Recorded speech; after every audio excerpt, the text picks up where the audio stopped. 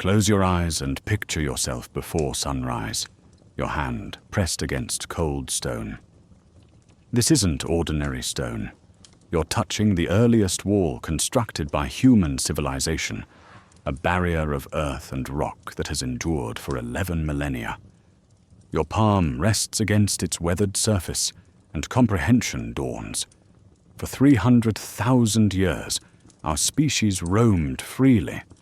No settlements, no fixed dwellings, just perpetual migration, pursuing game, following seasons, existing unencumbered beneath endless horizons. Then something shifted. Almost instantaneously in evolutionary time, everything transformed at this very spot. What triggered this change? What influence proved potent enough to convince wandering peoples to cease their travels and begin construction? What drove them to exchange the liberty of open territories for existence within boundaries? This puzzle has captivated researchers for generations. The discoveries they've made are far stranger than anyone anticipated. Currently, more than half our species inhabits urban centers. We perceive city existence as standard, as unavoidable, as the logical conclusion of human advancement. We presume the earliest cities resembled primitive versions of contemporary ones. Basic earthen shelters gathered around water sources, perhaps a simple shrine. Ancient peoples merely learning as they progressed. Incorrect. The earliest cities bore no resemblance to our assumptions. No monarchs, no fortresses, no religious structures dominating frightened populations. Archaeological findings reveal something far more extraordinary, something challenging everything we believed about civilization, authority, and human character. If you're using this for sleep, that's precisely my intention. So subscribe if you'd like, and share your location and the hour. I read comments and it's remarkable. Tokyo at midnight, Toronto at dusk, simultaneously. Something profound exists in all of us dispersed globally, united by fascination with the earliest peoples who chose to stop dispersing. Throughout most of the 20th century, researchers maintained a straightforward narrative about civilization's origins. Agriculture emerged approximately 10,000 years past. Farming enabled food surplus. Surplus permitted specialization. Specialization generated social stratification. Stratification constructed cities. Clean, sequential, reasonable. Then excavations of older settlements commenced, and that neat narrative shattered entirely. The earliest permanent communities weren't agricultural villages.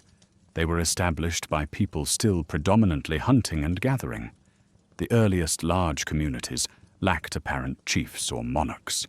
The earliest cities possessed no protective barriers to repel invaders. Perhaps strangest, some of the earliest and most advanced urban centers were inexplicably deserted at their peak, left vacant for reasons we still don't completely grasp. Discovering these first cities rewrote human history. Not merely ancient history, all history. These weren't simply old settlements, they were trials, revolutionary social trials in human cohabitation. Understanding what succeeded, what failed, and why these locations were ultimately abandoned reveals something essential about ourselves, about choices we're still making today. Tonight, we're returning 11,000 years, back to when the final ice age concluded and the planet was warming into something unprecedented, back to the instant when humans attempted something never done before, residing together in permanent settlements of thousands. No genetic programming existed for this. No instinct. We're not insects. We didn't evolve for hive existence. This was pure invention, pure experimentation. We'll walk the confined passages of the oldest urban centers. We'll enter the dwellings, surprisingly advanced dwellings, their surfaces covered in peculiar imagery. We'll encounter the inhabitants, observe their diet, their beliefs, their burial customs. We'll witness their achievements and failures, moments of stunning creativity and evidence of disturbing violence. Most significantly, we'll attempt answering the greatest question. Why? Why did they do it? What did they gain abandoning the mobile existence their ancestors lived successfully for hundreds of millennia? What did it cost them? Because here's what archaeological evidence demonstrates. Becoming civilized nearly destroyed us. The first cities were disease-filled, violent, and temporary. Life expectancy actually decreased when people entered permanent settlements.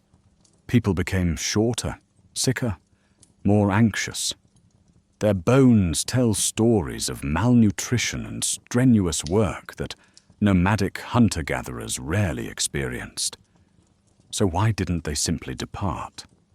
Why did they continue building, continue attempting, continue experimenting with urban existence even when it clearly caused misery? The answer is inscribed in the walls, the oldest walls. It's not the answer anyone expected. Before walls existed, before cities emerged, before humans even conceived residing in one location beyond a season, there was motion. Endless, purposeful motion across landscapes that would appear impossibly rich to modern observers. Envision this. 15,000 years past, somewhere in what we now call the Fertile Crescent, the Ice Age finally loosens its grip. Glaciers that blanketed much of Europe and Asia for 100,000 years retreat northward. In their wake, something miraculous occurs. The Middle East transforms into paradise. Not the desert of contemporary imagination. Not the arid, unforgiving landscape of modern Syria, Lebanon, or southeastern Turkey. This was different entirely. A Mediterranean climate intensified. Rainfall that would overwhelm a modern farmer. Temperatures perfect for plant growth nearly year-round. Stretching across hills and valleys from the Mediterranean shore to the Persian Gulf. Endless expanses of wild wheat, barley, and rye. These weren't the domesticated crops familiar today. These were their wild predecessors, growing so densely in some regions you could walk miles through chest-high grain. Anthropologists call this period the Natufian, named after an Israeli valley where initial evidence appeared. But that designation doesn't capture the sheer abundance occurring. This was nature's experiment in plenty, a trial run for what agriculture might resemble without human labor. It wasn't just vegetation. The grasslands supported gazelle herds numbering tens of thousands, wild cattle, deer, onagers, wild sheep and goats. Bird flocks so vast they obscured the sky during migrations. Rivers and streams teemed with fish. The landscape was a protein buffet that renewed itself annually. Into this paradise came small groups of human hunter-gatherers, your ancestors. People who'd spent the previous 200,000 years perfecting survival through mobility. They knew how to interpret landscapes, track animals, identify hundreds of edible plants. They could predict where resources would appear months ahead based on subtle environmental signals. They were experts at not remaining stationary. Typically, a hunting-gathering band numbered perhaps 25 to 50 people. Extended families mostly. A few adult males, their partners, children, perhaps some elderly grandparents serving as knowledge repositories. They moved constantly, following game, tracking seasonal plant ripening, always staying where resources were most plentiful. They traveled light because necessity demanded it. Everything owned, you carried. A few stone implements, some weapons, hide bags for gathering, perhaps a grinding stone for processing seeds. Shelters were temporary, simple structures from available materials. Branches and hides in forested areas, grasses and reeds near rivers. You could establish camp in hours and abandon it equally quickly when time came to move. This was the human condition for 99% of our species' existence. Constant movement, intimate landscape knowledge, survival based on flexibility and exploiting whatever resources presented themselves. It worked. Our ancestors weren't merely surviving, they were flourishing, spreading across every continent except Antarctica, adapting to environments from tropical rainforests to Arctic tundra. But then something unusual started happening in the Fertile Crescent. Some groups stopped moving. Not completely, not immediately, but noticeably. Archaeological sites from around 13,000 years past show something unprecedented. Permanent structures. Not temporary shelters meant for a season, but substantial buildings from stone foundations with timber frames. Buildings meant to last years, perhaps decades. These weren't cities. They weren't even villages by our standards. Perhaps a few dozen people living in 4 or 5 structures clustered together. But they were staying put, at least for part of the year. Archaeologists call these semi-permanent camps, but that term doesn't capture their revolutionary nature. For the first time in human history, people were investing serious labor in structures they couldn't transport. They were betting on the landscape providing enough resources in one place to make staying worthwhile. The bet succeeded. Those wild grain fields were so productive you could harvest enough in weeks to feed your family for months. The gazelle herds migrated through identical valleys yearly, predictable as sunrise. Rivers provided reliable water and fish.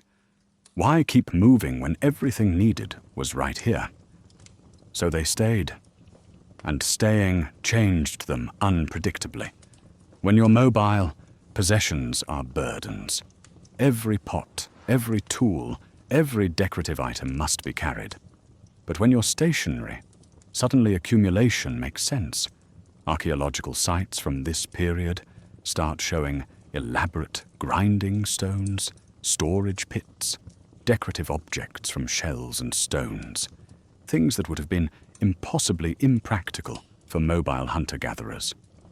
More importantly, staying put changed their relationship with the land itself. Mobile hunter-gatherers see territory as something you pass through, a resource to exploit and leave behind.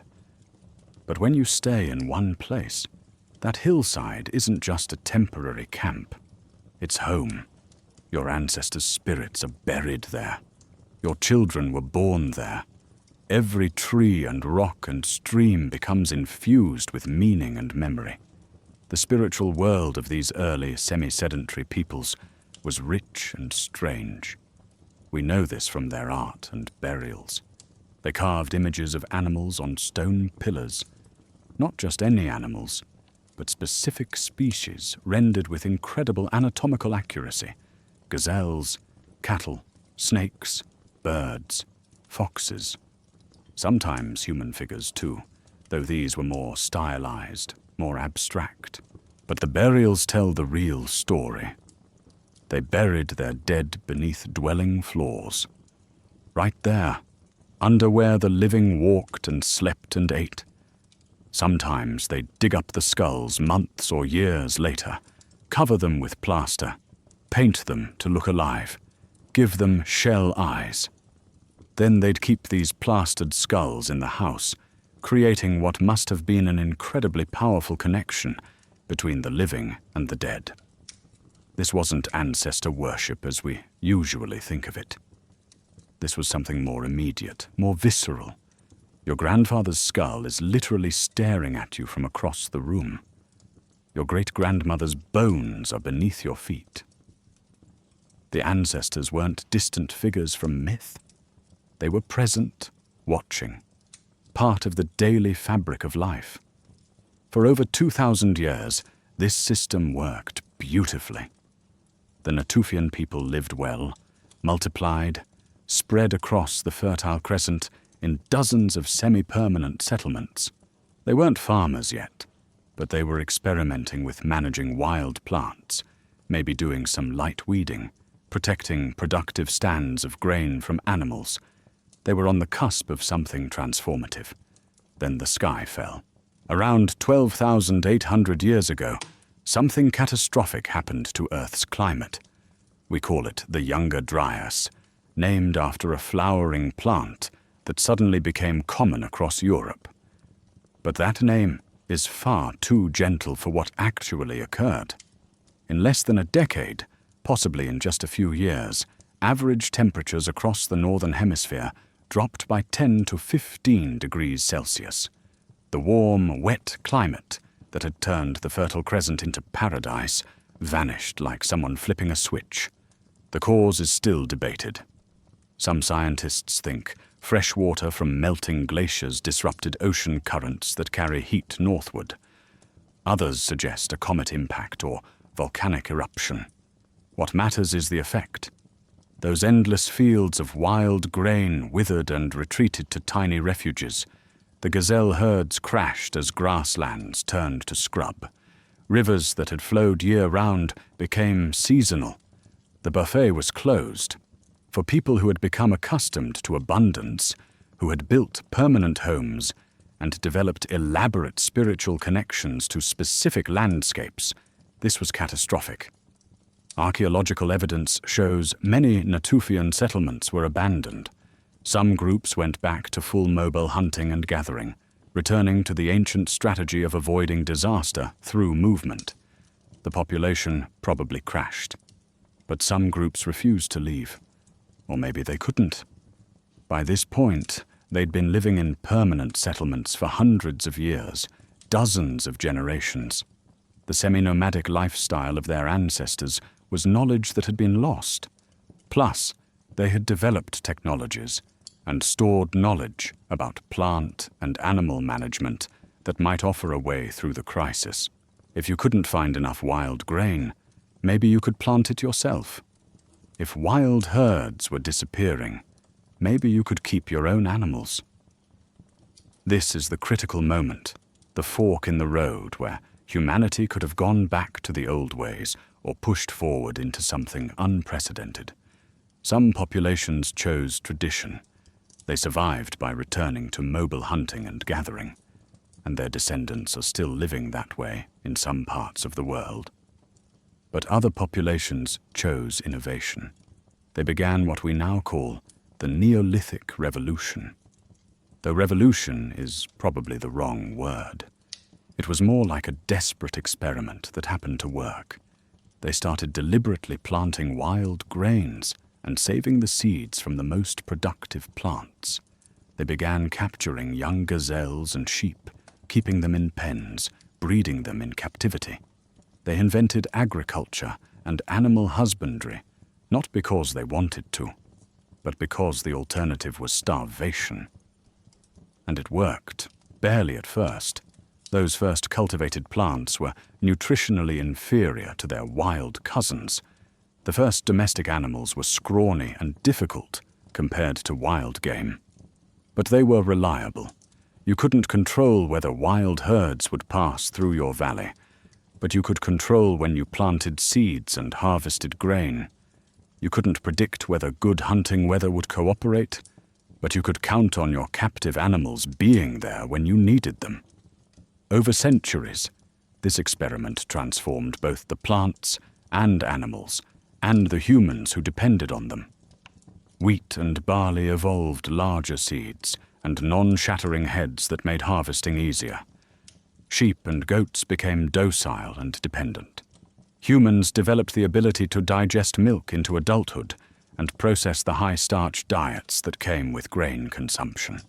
Co-evolution in real time, driven by climate catastrophe. But this innovation came with a cost.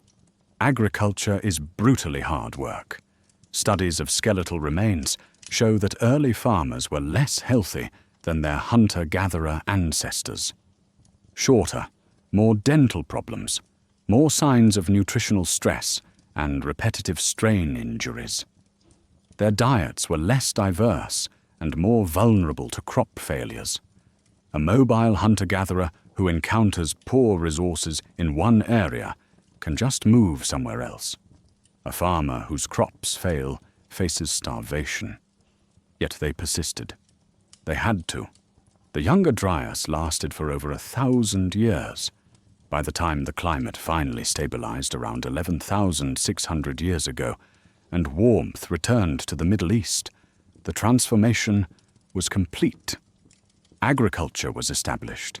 Domestic animals were thriving, and humans had figured out how to produce their own food rather than just harvesting what nature provided. The question now was what to do with this new power. Small farming villages were spreading across the Fertile Crescent. Populations were growing beyond anything seen during the hunting-gathering era. But these were still small communities, maybe 100 to 200 people at most, still organized along kinship lines, still small enough that everyone knew everyone else. Then one group, on one hilltop in southern Anatolia, decided to try something that would have been unthinkable just a few generations earlier. They decided to build not a village, but a city, a place where thousands of people would live together, surrounded by walls, creating the first true urban experiment in human history. They called their creation Çatalhöyük, and nothing would ever be the same. Let's talk about what emerged roughly 9,000 years ago in what is now south-central Turkey, because what emerged there shouldn't have been possible. Not yet. Not according to everything we thought we knew about how human societies develop. The place is called Çatalhöyük, and for decades after its discovery, archaeologists couldn't agree on what to call it. Was it a village? A town? Something else entirely? Because nothing in the archaeological playbook prepared anyone for what they found buried beneath those Turkish wheat fields. Here's the problem. When you're trying to define what makes a city, you run into trouble fast. Population size? That's arbitrary. Rome started as a cluster of huts. Athens was smaller than many modern suburbs for centuries. Social complexity? Hard to measure from ruins. Monumental architecture. Plenty of villages built impressive structures. But there are a few features that most archaeologists agree mark the transition from village to urban center. Dense population living in permanent structures. Specialized labor beyond just hunters and farmers.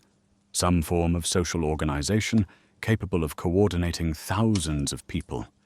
Evidence of planning, of collective decision-making that goes beyond family units. Çatalhöyük had all of this. And it had something else. Something that still makes archaeologists uncomfortable when they talk about it. It had roughly 8,000 to 10,000 people living packed together in a settlement that covered 13 hectares. That's about 32 acres. All at once. Not gradually over centuries. Not as a slow accumulation of population. But apparently all at once, sometime around 7,100 BCE, thousands of people decided to build humanity's first urban experiment. Now you might have heard of Jericho. It's older, dating back to around 9,000 BCE, maybe earlier. Some archaeologists call it the world's first city. But here's the thing about Jericho. At its peak, it probably housed maybe 1,000 people, possibly 2,000 at most. It had impressive fortifications. Yes, that famous wall, those stone towers. But it was small, more like a fortified town than a true urban center. Çatalhöyük was different. Çatalhöyük was massive. And it was weird. Really, genuinely, fundamentally weird in ways that challenge everything we think we know about how cities should work. First, there were no streets. None. Zero. Not even narrow alleyways. The houses at Çatalhöyük were built directly against each other, sharing walls, packed together like cells in a honeycomb. If you wanted to go somewhere, you didn't walk down the street. You climbed onto your roof, walked across your neighbor's roof, then across the next neighbor's roof, until you reached your destination. The entire city was a continuous rooftop pathway. Think about that for a moment. Imagine living in a place where the concept of a street doesn't exist, where public and private space are completely reimagined, where your roof is everyone's sidewalk and everyone's roof is your sidewalk. Second, there were no doors, at least not at ground level. Each house was entered through a hole in the roof, accessed by ladder. You climbed up, crossed the rooftops to your house, then descended down through a hatch into your living space. Every single dwelling worked this way, hundreds of them, packed together, all accessed from above. When British archaeologist James Mellart first excavated Çatalhöyük in 1958, he thought he was looking at a village. Maybe a large village, but still just a farming settlement. The site had been known to archaeologists for decades, just another tell, another ancient mound in a region full of them. Nobody expected what lay beneath. The first season of excavation revealed a few houses. Interesting, well preserved, but not revolutionary. The second season revealed more houses, and more, and more. As Mellart's team expanded their excavation area, they kept finding the same thing: densely packed rectangular structures, all built in the same strange style, all accessed through roof hatches, all sharing walls with their neighbors. By the third season, Mellart realized he wasn't excavating a village at all.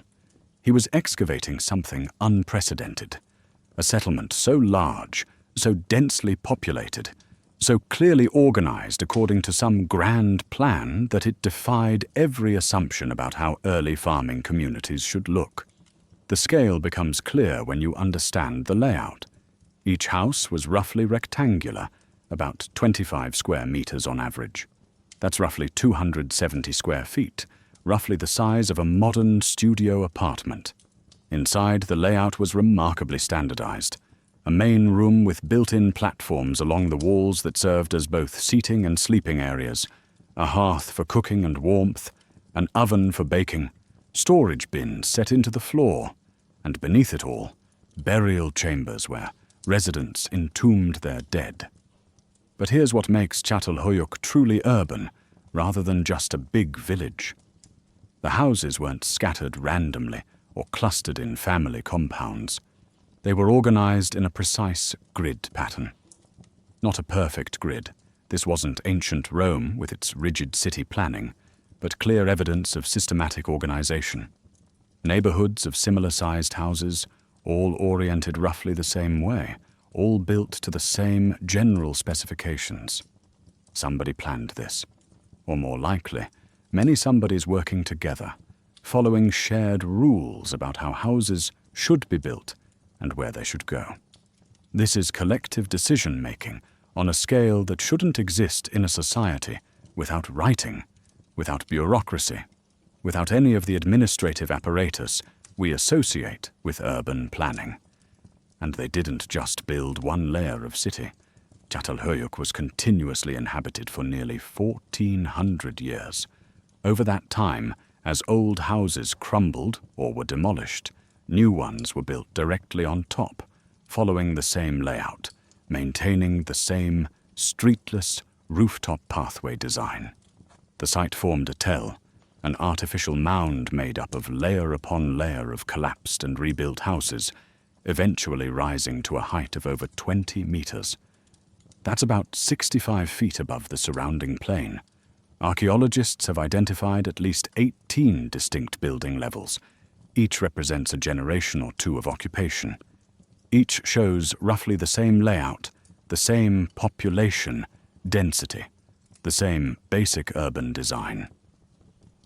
For nearly 1,400 years, the people of Çatalhöyük maintained this bizarre experiment in urban living, passing down through dozens of generations the knowledge of how to build and maintain a city without streets. The population estimates are staggering when you think about what they mean. At any given time, between 5,000 and 10,000 people were living in this settlement. Compare that to Jericho's 1 to 2,000. Compare it to most early farming villages, which typically housed fewer than 200 people. Çatalhöyük wasn't just bigger, it was an order of magnitude bigger. But size alone doesn't make a city.